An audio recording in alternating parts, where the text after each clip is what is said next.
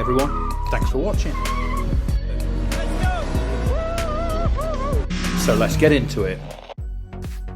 Recently we got a couple of boxes from Gold Star on board, an ECU bridge and a GPS unit to connect to our onboard camera.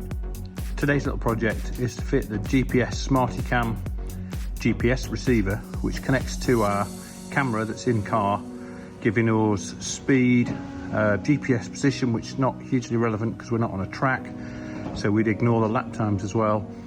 But it also gives you cornering rate, cornering, inline and lateral G-forces, so we'll be able to see acceleration and deceleration G-forces on the videos, as well as speed and things like that. So should make for interesting viewing once we've got it connected up. So let's get it out the box and have a look at it. So this is the GPS unit that we're going to connect to the AIM camera, and one of the best things about this unit is the fact that it's magnetic. So once we find somewhere on one of the rear turrets to mount it, should have no problem at all with it wanting to move.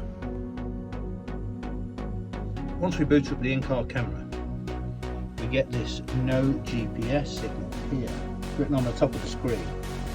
But once we've got this GPS unit connected, we should be able to watch it then searching for GPS signal, and then it'll be able to give us loads of extra data while we're on stage.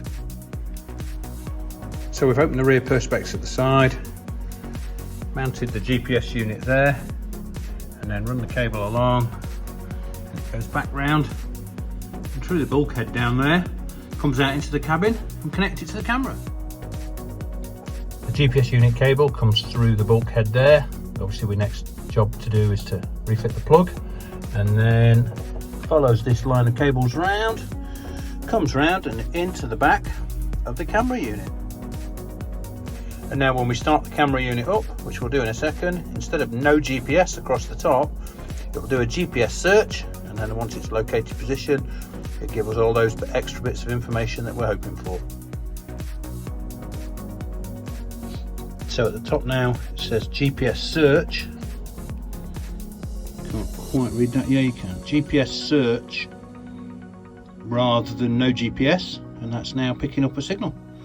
So we should soon be able to display G-force, acceleration, braking and speed, and then when we get the ECU connection added into this camera kit as well, we'll have revs and things like that, and gear indicator as well. So should make for interesting viewing.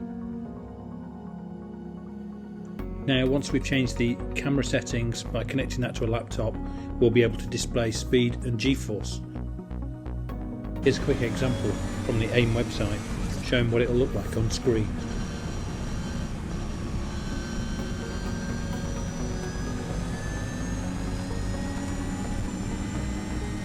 The second box we got from Gold Star on board was an ECU link.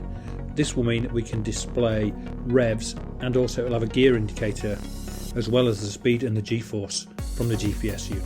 We'll be fitting the ECU bridge in the next video. Make sure you give us a like, hit the bell and press subscribe, and then you'll see all the other videos we've got on the channel, and there is plenty more to come. If you've got a question about the car, if there's anything you want to know, just put them in the comments below. Thanks for watching, and we'll see you on the next one.